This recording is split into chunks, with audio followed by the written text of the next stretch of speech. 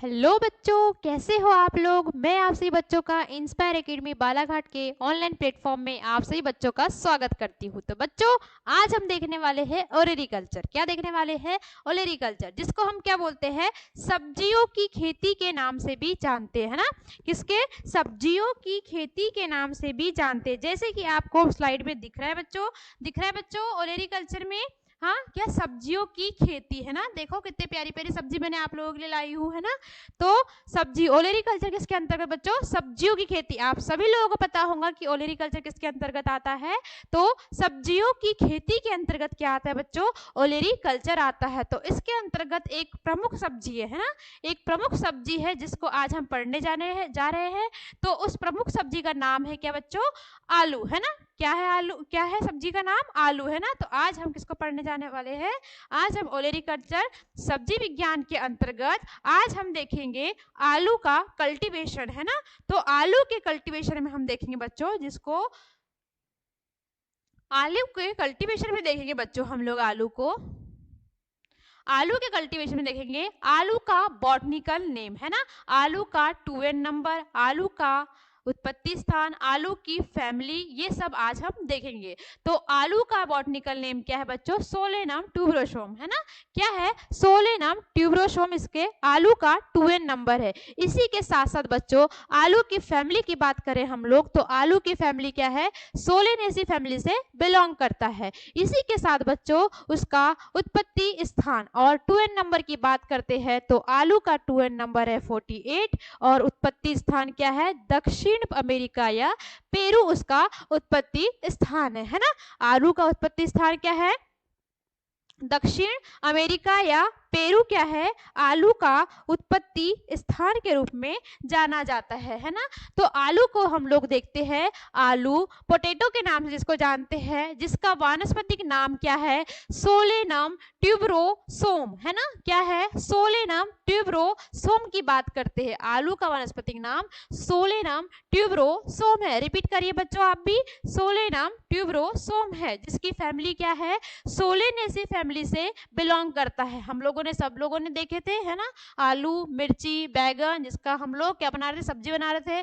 टमाटर किस फैमिली से बिलोंग करता था? तो सोलेनेसी फैमिली से। तो भूलोगे आप लोग टमाटर या भट्टे की सब्जी बनाना किस फैमिली से बिलोंग करता है?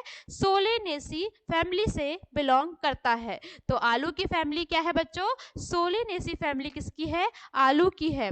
बात करते हैं इसके गुणसूत्र नंबर की या 2n नंबर की बात करते हैं, तो 48 इसका गुणसूत्र नंबर या 2n नंबर होता है। इसी के साथ साथ इसका उत्पत्ति स्थान, जिसको हम ओरिजिन प्लेस के नाम से जानते हैं बच्चों, तो दक्षिण अमेरिका या पेरू के नाम से जानते हैं। क्या?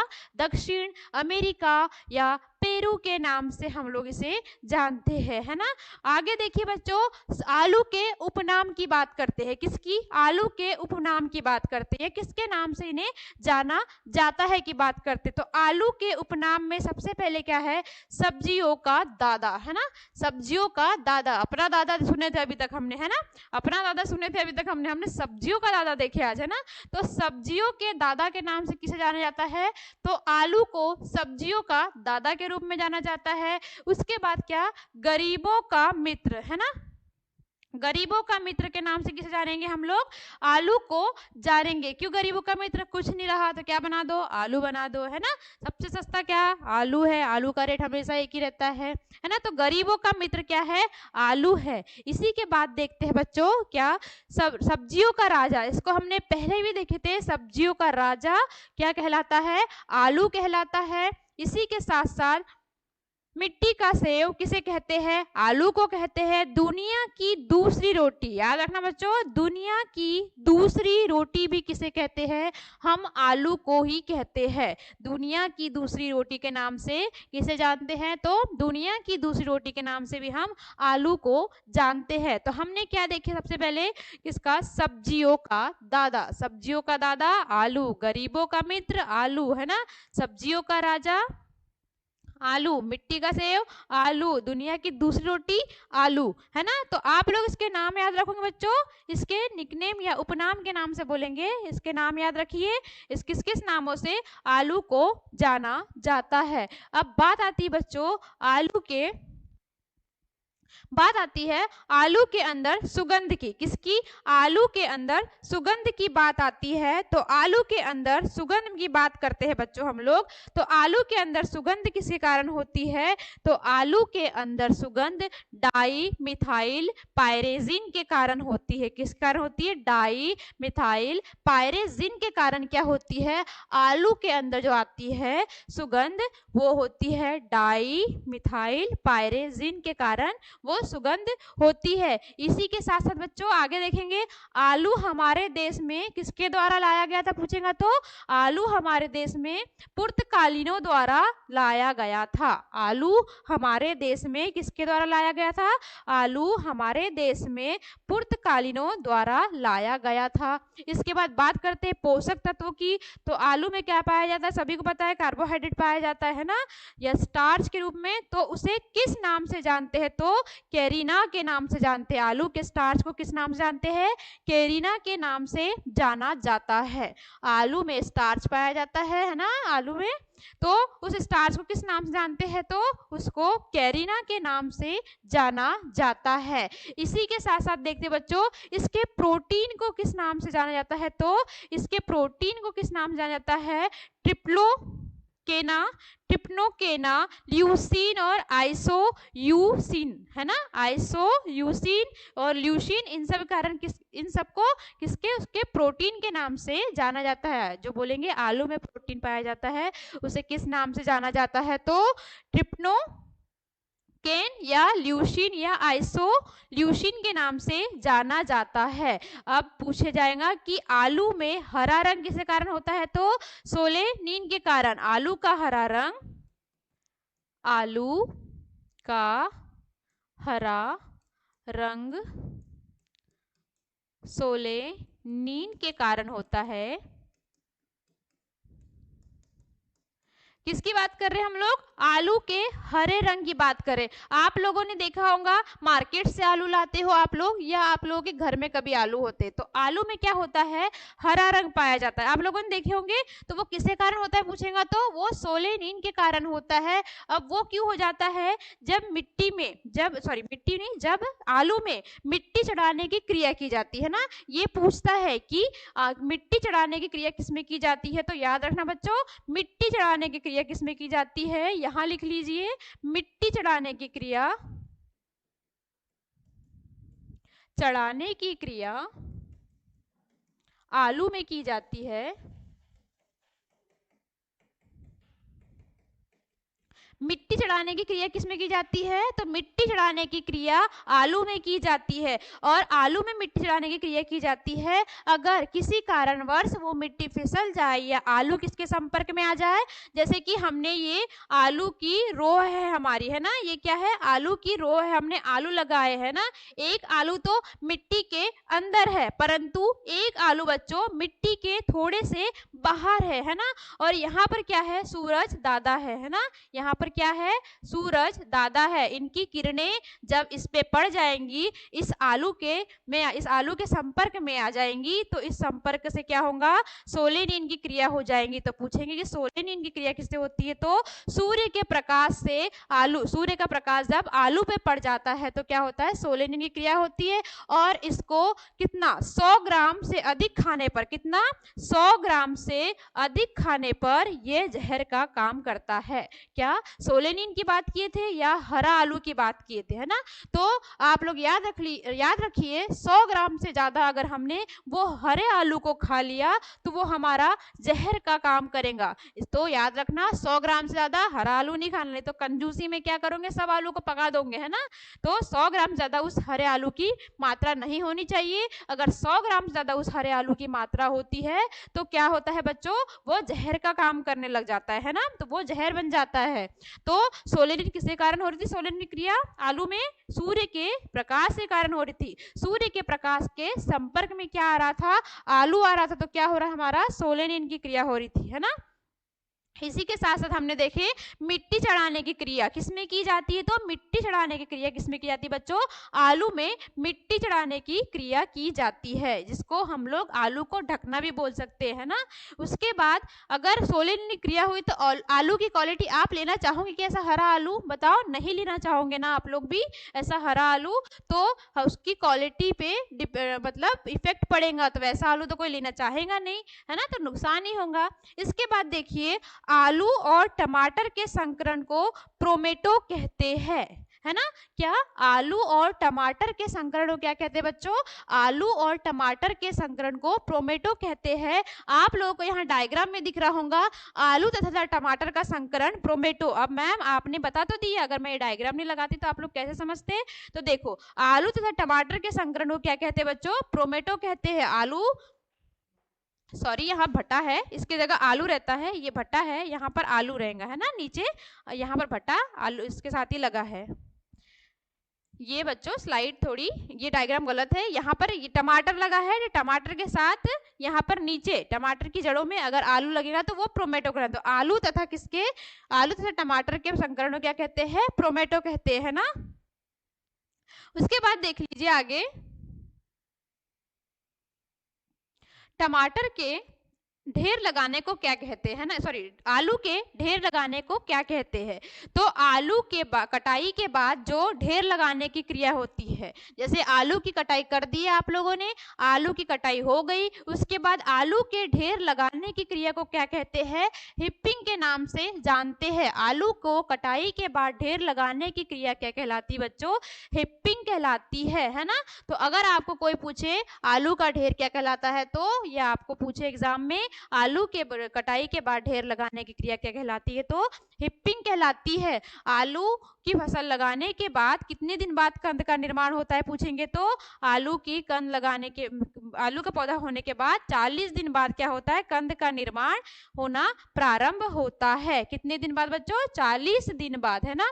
इसके बाद देखिए केंद्रीय आलू अनुसंधान संस्थान कहाँ पर स्थित है, क्या बोल रहे हैं, देखो केंद्रीय आलू अनुसंधान संस्थान कहाँ पर स्थित है, तो केंद्रीय आलू अनुसंधान संस्थान कहाँ पर है, कुफरी शिमला में स्थित है। कहाँ पर, कुफरी शिमला में। और कब, 1949 में, कब 1949 में स्थित है ना। तो केंद्रीय आलू अनुसंधान संस्थान याद रखना कहाँ पर है, कुफरी शिमला में स्थित है। इसी के साथ देखिए आलू के कंदों को क्या कहते हैं, तो आलू के कंदों को बेरी कहते हैं, है ना। आलू के कंदों को किस नाम से जानते हैं, तो आलू के कंदों को बेरी के रूप में जानते हैं। तथा आलू में कंद निर्माण का कार्य कब होता है, तो लिख लीजिए आलू में कंद कब बनते हैं, तो 40 से 45 दिन बाद। आलू में कंद कब बनेंगे, 40 से 45 दिन बाद कंद बनना प्रारंभ हो जाते हैं, है ना। उसके बाद देखेंगे आलू में कौन सा विटामिन पाया जाता है, तो आलू में पाया जाने वाला विटामिन सी होता है। आलू में पाया जाने वाला विटामिन क्या होता है, आलू में पाया जाने वाला विटामिन सी होता है। आप लोग पेन कॉपी लेके बैठे हैं तो नोट करते जाइए कि आलू में कंदों का निर्माण 40 से 45 दिन बाद होता है तथा आलू में विटामिन सी पाया जाता है ना। और इसके आगे देखिए कि आलू की बुआई कब करते हैं, आलू की बुआई याद करते हैं बच्चों कि आलू की बुआई कब की जाती है। तो आलू की बुआई देखते हैं हम कि आलू की बुआई मैदानी क्षेत्रों में कब की जाती है और पहाड़ी क्षेत्रों में कब की जाती है। तो आलू की बुआई देखते हैं, आलू की बुआई मैदानी क्षेत्रों में सितंबर अंत से अक्टूबर प्रारंभ में की जाती है। कब की जाती है, सितंबर अंत से लेकर अक्टूबर प्रारंभ में क्या करते हैं बच्चों, मैदानी क्षेत्रों में हम लोग आलू की बुआई करते हैं। इसी के साथ साथ पहाड़ी क्षेत्रों में बच्चों कब करते हैं, फरवरी मार्च में। कब करते हैं, फरवरी मार्च में। आलू की बुआई पहाड़ी क्षेत्रों में फरवरी मार्च में करते हैं और फरवरी मार्च वाला आलू बहुत कम मात्रा में सड़ता है ना। याद रखिए, सबसे कम सड़ता कौन सा आलू है? फरवरी मार्च वाला ही आलू क्या होता है बच्चों? सबसे कम सड़ता है, जबकि ये सितंबर अक्टूबर वाला आलू क्या होता है? अधिक सड़ता है। तो मैदानी क्षेत्रों में बुआई कब हो रही थी हमारी? कब हो रही? सितंबर अक्टूबर में हो रही थी। इसी के साथ पहाड़ी क्षेत्रों में इसकी बुआई कब हो रही थी? फरवरी मार्च में इसकी बुआई हो रही थी, है ना।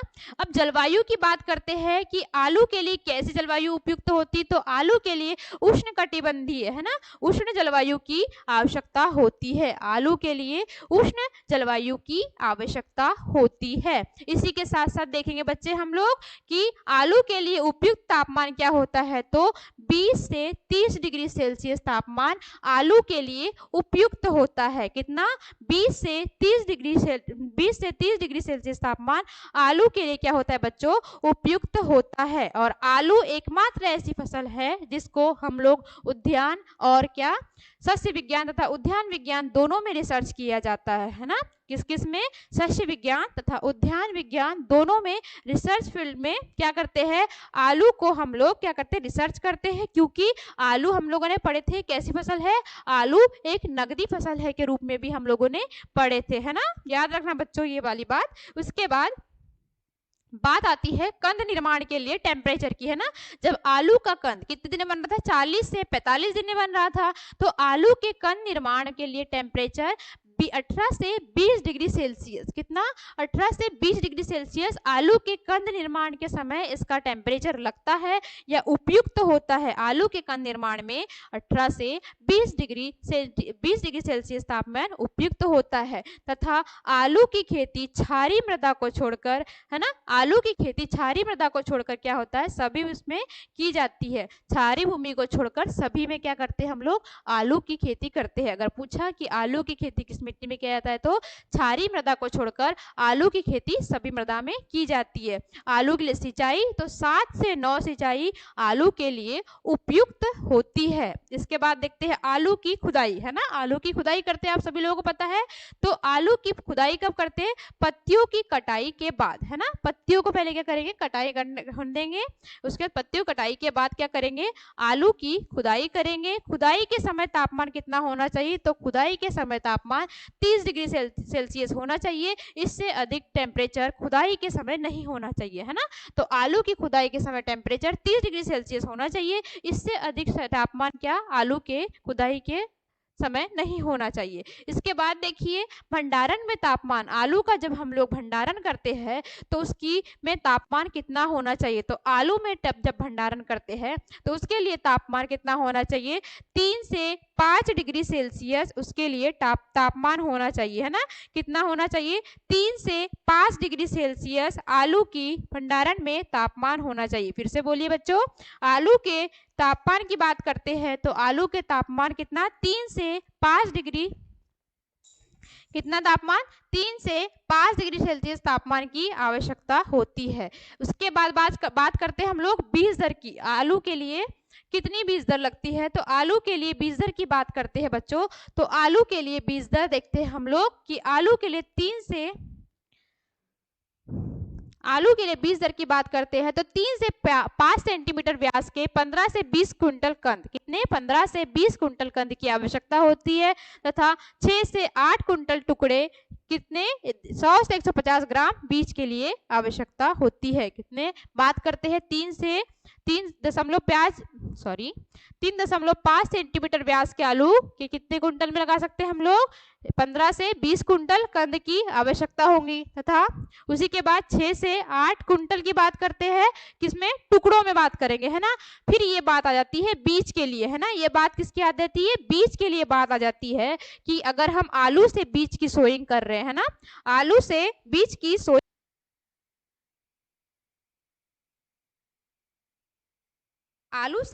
सोइंग कर रहे हैं, आलू की बुआई हम लोग बीज के माध्यम से कर रहे हैं, तो कितना बीज लगेगा? तो 100 से 150 या 100 से 150 क्या है? ग्राम बीज हमें आलू की बुआई में लगेगा, है ना। अब मैम आप कैसी बात कर रहे हैं? बीज की बात कर रहे हैं, हमने तो आज तक आलू की बुआई बीज के द्वारा देखी ही नहीं है।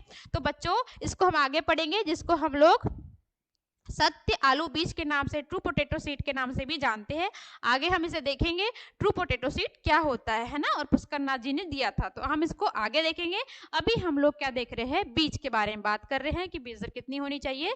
तो बीज कितना होना चाहिए बीज के लिए, तो बीज 100 से 150 ग्राम किस पे, आलू में बीज होना चाहिए, है ना। उसके बाद बात करते हैं फसल अंतरण की, या उसको कितने डिस्टेंस पर हमें आलू बोना चाहिए, है ना। तो आलू की फसल अंतरण की बात करते हैं बच्चों, तो आलू के लिए फसल अंतरण होना चाहिए 50 गुणित 20 सेंटीमीटर, कितना, 50 गुणित 20 सेंटीमीटर पर, तथा इसके साथ ही 60 गुणित 15 सेंटीमीटर पर क्या करना चाहिए, हमें आलू की बुआई बीज फसल के अंतरण रखना चाहिए, है ना।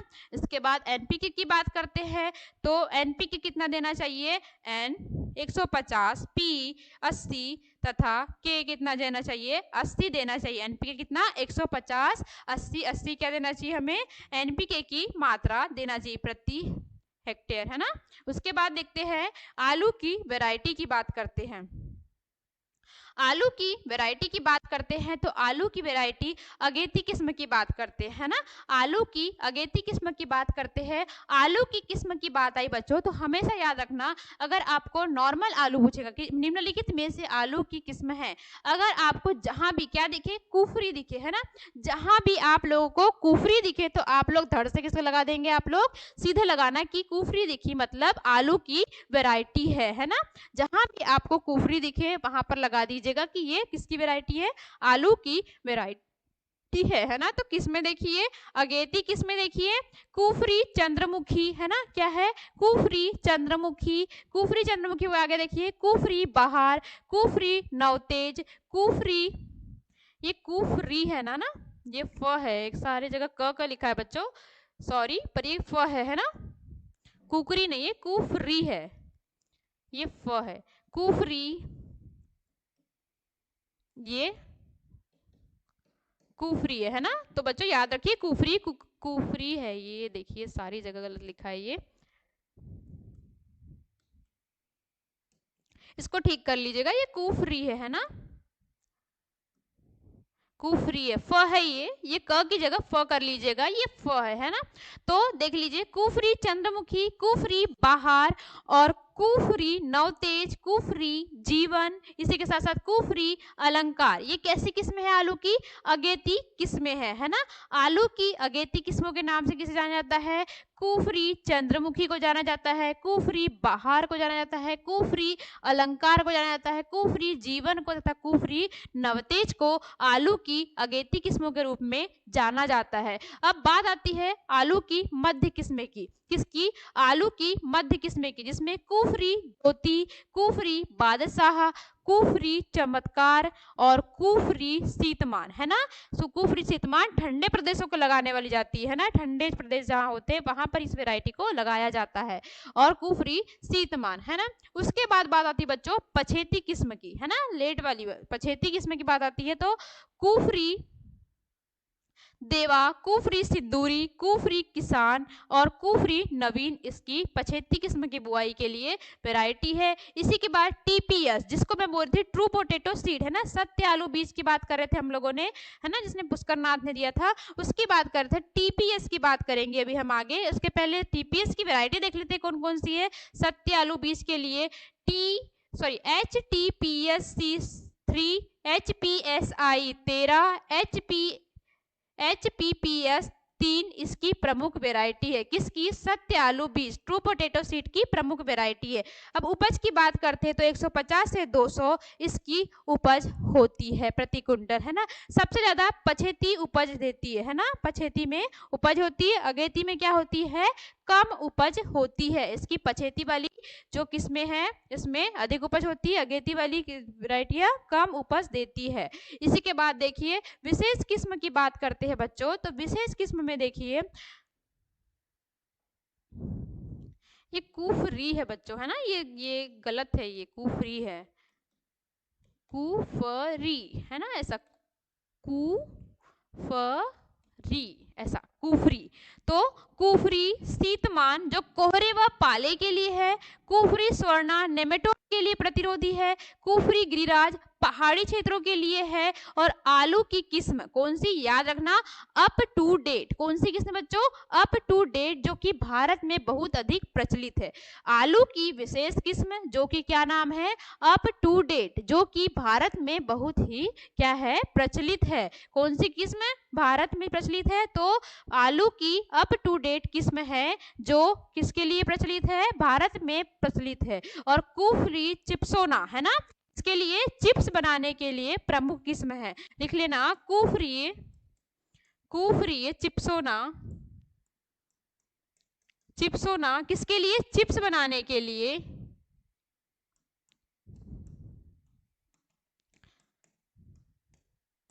कुफरी चिप्सोना चिप्स बनाने के लिए बहुत ही फेमस वैरायटी है। कुफरी चिप्सोना से क्या बनाते हैं, चिप्स बनाते हैं, है ना। इसके बाद देख लीजिए आगे, आलू की वैरायटियां देख लीजिए हम लोगों ने। उसके बाद देखिए आगे बीमारियां, आलू की बीमारियों की बात करते बच्चों, है ना। आलू की बीमारियों की बात करते हैं बच्चों।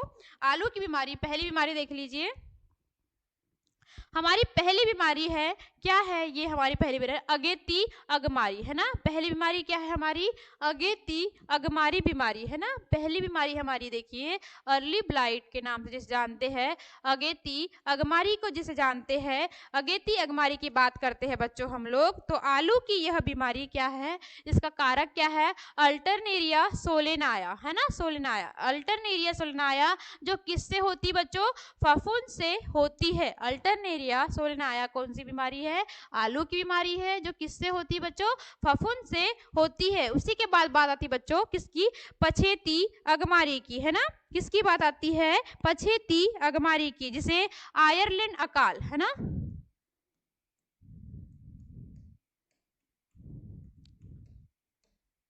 आयरलैंड का अकाल किसी कारण आया था, इसी बीमारी के कारण आया था। और कब आया था, 1845 में। कब आया था, 1845 में आया था आयरलैंड का अकाल। और इसी बीमारी के कारण आया था, किस, लेट ब्लाइट के कारण ही आया था। आलू की लेट ब्लाइट के कारण क्या आया था, आयरलैंड में अकाल आया था 1845 में। इसको बहुत खतरनाक बीमारी है, बहुत हानिकारक बीमारी के रूप में भी जाना जाता है। इसका कारक देखिए, फाइटोप्थेरा इनकस्पेरा, क्या है, इनकस्पेरा, है ना, फफूंद से होता है। इसके बाद देखिए बच्चों तीसरा हमारी क्या है, काली रूसी, तीसरी क्या है, काली रूसी। और एक अकाल आया था बच्चों, कौन सा, छप्पनिया अकाल के नाम से जानते हैं। कौन सा, छप्पनिया अकाल के नाम से जानते हैं, छप्पनिया अकाल, छप्पनिया काल भी आलू में ही आया था बच्चों। इसके बाद देखते हैं काली रूसी, है ना। काली रूसी का कारक देखते हैं, राइजोक्टोनिया सोलेनाया,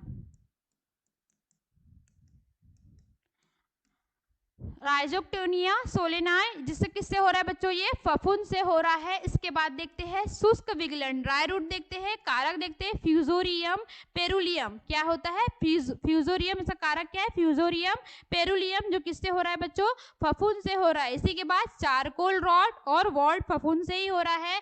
तो हम लोग पहले इसकी बीमारी एक बार फिर से रिवीजन कर लेते हैं, क्योंकि आलू की बीमारी बहुत ज्यादा इंपॉर्टेंट होती है। तो आलू की पहली बीमारी हमने क्या देखे थे, अगेती अगमारी, है ना। अगेती अगमारी की बात करते बच्चों, इसका रोग कारक क्या था, तो अगेती अगमारी का रोग कारक था अल्टरनेरिया सोलेनाय, है ना। अल्टरनेरिया सोलेनाय किसके कारण हो रहा था बच्चों, तो अल्टरनेरिया सोलेनाय फफूंद के कारण हो रहा था। उसके बाद देखे हमने क्या, पछेती बीमारी, है ना, पछेती अगमारी, लेट ब्लाइट देखे हम लोगों ने, जिसको बहुत ही हानिकारक बीमारी के नाम से जानते हैं, जिसको आयरलैंड का अकाल आया था, है ना। आयरलैंड का अकाल जो 1845 में आया था आयरलैंड में, जो इसी बीमारी के कारण आया था, है ना।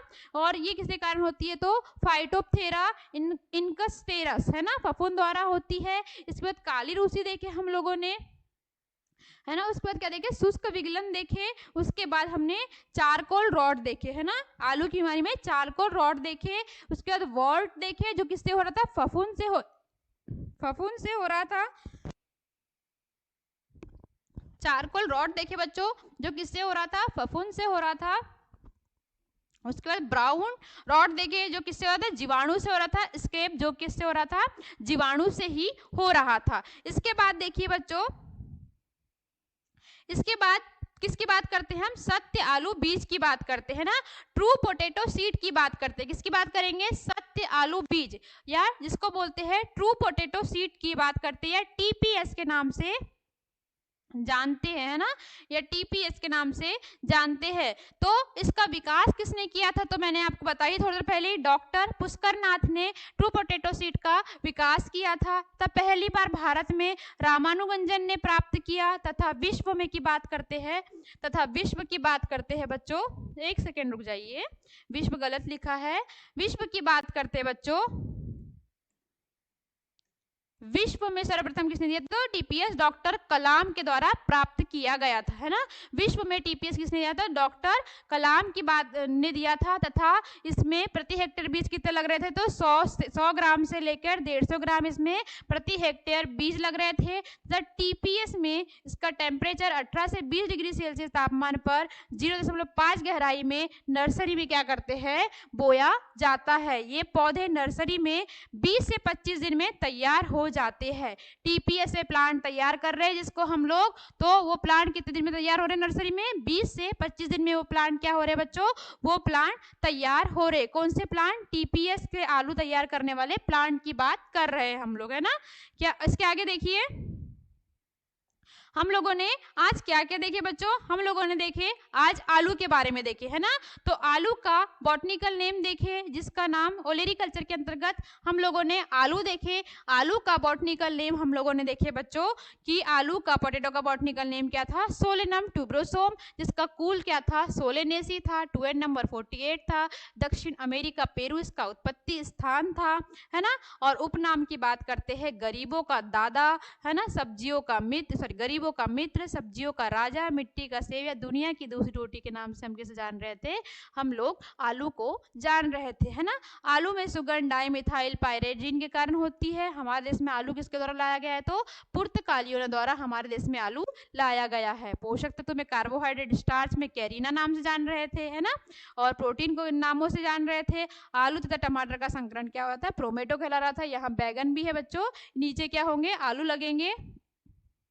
उसके बाद आलू में सोलेनिन की क्रिया हो रही थी, जो क्रिया किसके कारण हो रही थी, सूर्य के प्रकाश के कारण हो रही थी। सूर्य का प्रकाश आलू पे पड़ने के कारण सोलेनिन की क्रिया हो रही थी, जिसको 100 ग्राम ज्यादा खाने पर जहर का काम कर रहा था, है ना। उसके बाद आलू अनुसंधान, आलू केंद्रीय आलू अनुसंधान संस्थान कहाँ पर है, शिमला पेरू में स्थित है। और क्या है, आलू में कंद को क्या कहते हैं, बेरी कहते हैं। आलू के कंद को क्या कहते हैं, बेरी कहते हैं। इसके बाद मैदानी क्षेत्रों में बुआई कब हो रही थी, सितंबर अक्टूबर में हो रही थी। पहाड़ी क्षेत्रों में फरवरी मार्च में हो रही थी। और फरवरी मार्च का आलू कम खराब होता है तथा उच्च गुणवत्ता का होता है ना। अब जलवायु की बात करें तो उष्ण जलवायु की बात कर रहे थे। तापमान 20 से 30 डिग्री सेल्सियस तापमान इसके लिए उपयुक्त होता है। इसके बाद देखिए बच्चों, हमने इसको क्षारीय भूमियों को छोड़कर सारी भूमियों में लगाए थे। इसके लिए बुआई खुदाई के समय टेम्परेचर कितना होता है, 30 डिग्री सेल्सियस होता है। खुदाई इसके बाद ढेर लगाने की क्रिया हिपिंग कहलाती है। इसके बाद ही हमने इसकी वैरायटी देखी, इसके कितने अंतरण पर लगाते हैं, तो इसे 50 गुणित 20 के सेंटीमीटर पर लगाते हैं, 60 गुणित 15 पर भी लगाते हैं, है ना। इसके बाद हमने इसकी किस्म देखी, अगेती किस्म कुफरी है बच्चों, ये कुफरी कर लेना इसको आप लोग। कुफरी चंद्रमुखी, कुफरी बहार, कुफरी नवतेज, कुफरी जीवन, कुफरी अलंकार इसकी किस्में हैं। इसके बाद कुफरी ज्योति, कुफरी बादशाह, है ना, कुफरी चमत्कार, कुफरी शिमला इसकी मध्यम किस्में है। पछेती किस्म कुफरी देव, कुफरी सिंदूरी, कुफरी किसान, कुफरी नवनीत इसकी मध्यम किस्में थी। इसके बाद टीपीएस आलू की बात करते हैं, है ना, ट्रू पोटैटो सीड की बात करते हैं, तो HTPS 3, C3, HPSI 13 और HPPS 3 इसकी किसकी, टीपीएस आलू की किस्में थी। उपज कितनी हो रही थी, 150 से 200, है ना, इसकी उपज हो रही थी। इसके बाद हमने देखे थे अप टू डेट कहाँ, भारत में बहुत ही प्रचलित किस्म है। बीमारी देखे जो कि हानिकारक, सबसे ज्यादा बीमारी कौन सी, पछेती बीमारी, लेड ब्लाइट सबसे हानिकारक बीमारी थी हमारी किसकी, आलू की, है ना। उसके बाद देखे सत्य आलू बीज, जो कि किसने लाया, सबसे पहले डॉक्टर पुष्करनाथ द्वारा लाया गया था। तथा भारत में पहली बार रामानुजन ने लाया था। तथा विश्व की बात करें तो डॉक्टर कलाम ने प्राप्त किया था, है ना। तथा इसे कितने डिग्री सेल्सियस पर लगाते हैं, तो 18 से 22 डिग्री सेल्सियस के लिए तापमान की आवश्यकता होती है। तो बच्चों आज हमने आलू को देखे, है ना, किसको देखे, आलू की क्रॉप को देखे, इसके बारे में कुछ महत्वपूर्ण जानकारी जाने, है ना, ओलेरीकल्चर के अंतर्गत। अब बच्चों आप लोगों को आज की क्लास अच्छी लगी हो तो प्लीज हमारे इंस्पायर एकेडमी बालाघाट के चैनल को लाइक करिए, शेयर कीजिए और सब्सक्राइब कीजिए। Thank you.